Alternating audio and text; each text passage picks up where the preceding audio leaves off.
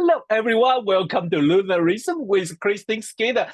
Once a month is, the time I really looking forward to see my dear friend Christine. But the last 2 months, we were pretty busy. We see each other in Turkey, and we've been traveling around the world.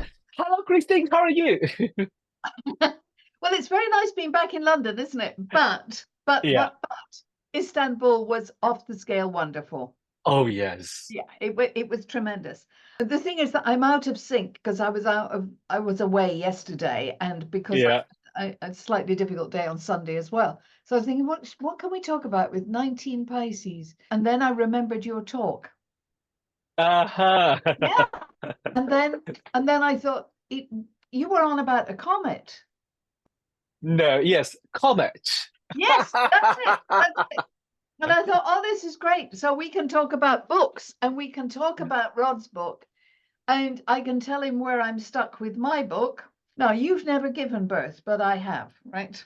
And can I just tell you, right? That's true.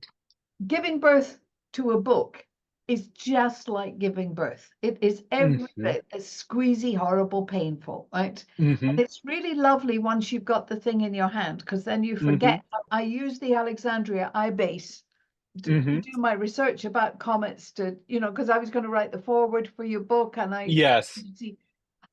we have needed a book on comets for 30 years. A whole Saturn cycle has gone past.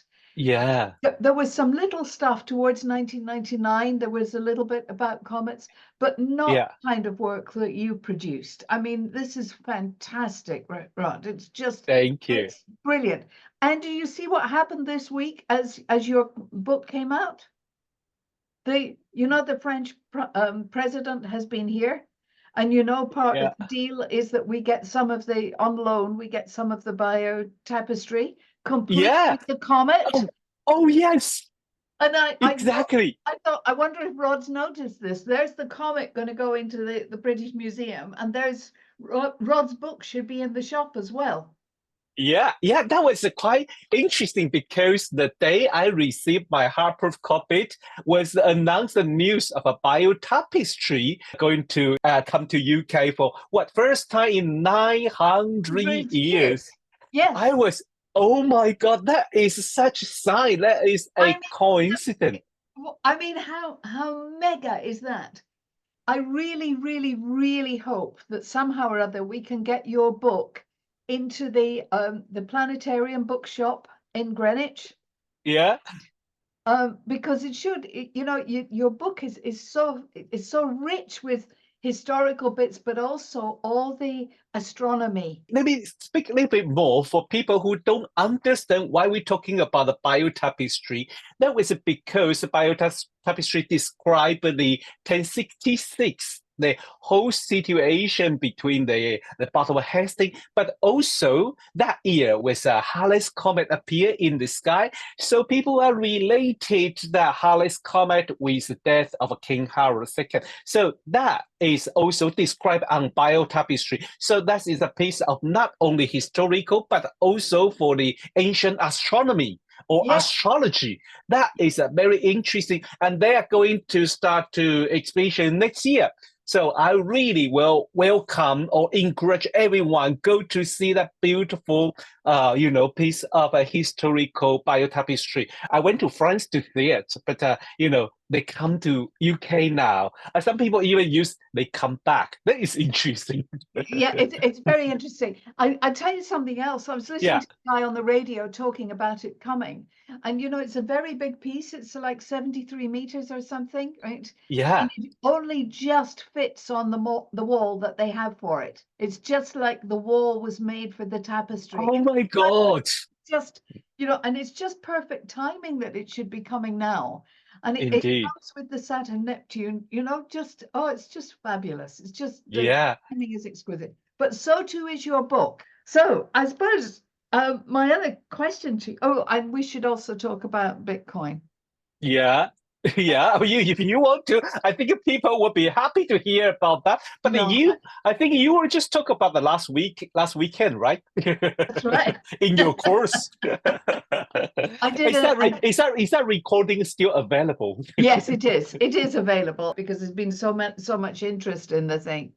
Oh yeah, Online, the Bitcoin was a hit sky high. I would just, yes, and it hasn't finished, you know. Yeah, okay. And I have, you know, as you know, I have an allergy to Bitcoin. It just drives me crazy. Just, oh my God, it's like trying to do the chart for the USA. There are so many charts you could use, you know. Yes.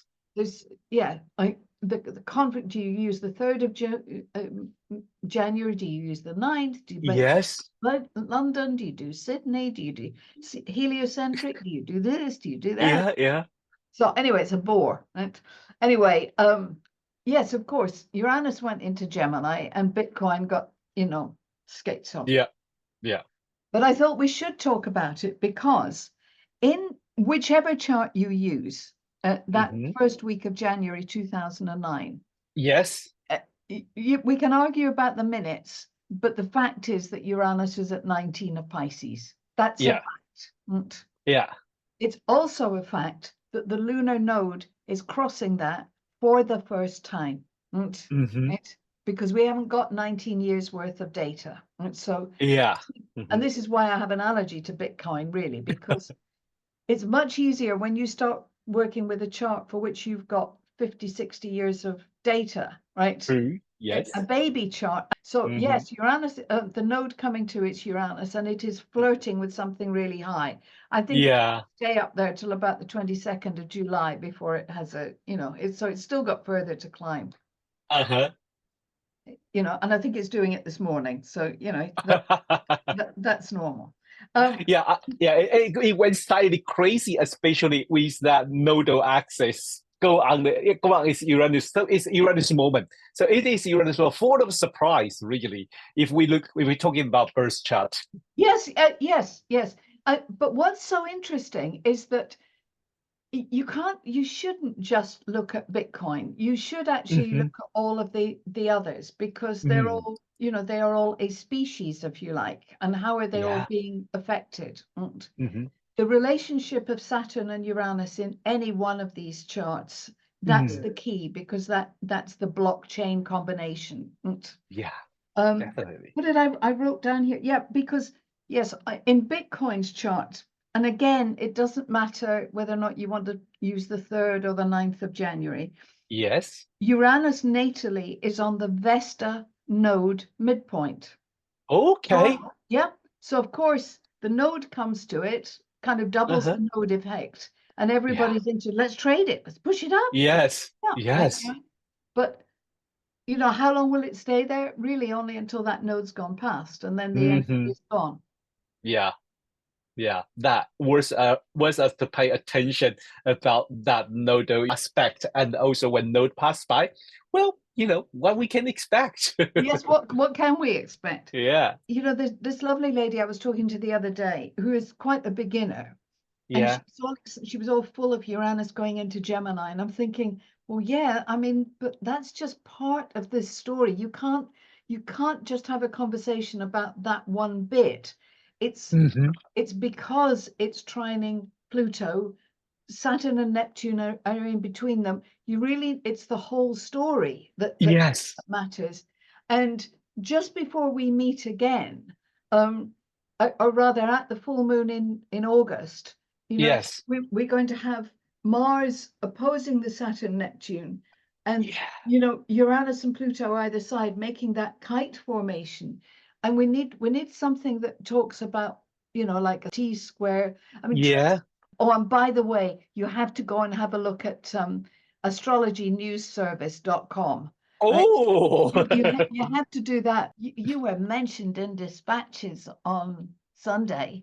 You got a glowing report. Yes, we had an astrology news service meeting, and they're thrilled to bits with your piece about the Thailand. Oh, thank you. I can't even pronounce. Can you say the guy's name? No, I couldn't.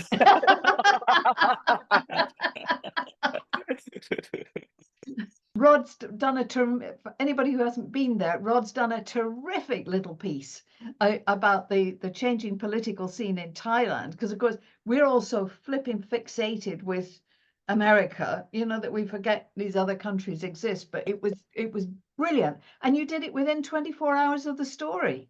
Yeah. And Alex wrote a note saying we've become an international news place. It was great, Rod. So keep it coming. Thank you. And I want to remind all our, follower on the Tube or Instagram, if you're a beginner, especially if you're a beginner, and the second, if you love the astrology with world news, with economic, with political or culture, please go to the astrology news service, because what we are working on, because when I'm working with Alex Miller, and he told me this is aimed on the beginner. And then we are always go with the symbol, meaning of a symbol. What does that mean in astrology and the mundane astrology, to help you to digest how the mundane astrologer see the astrology and the world events. So please, if you want to learn more about the mundane astrology or astrology, even you are not into political, that's never mind. But go to there, you will learn how the archetype the planet and sign and house work when astrologer read the chart with the world event. Just go there. You will learn so much. It's a free textbook.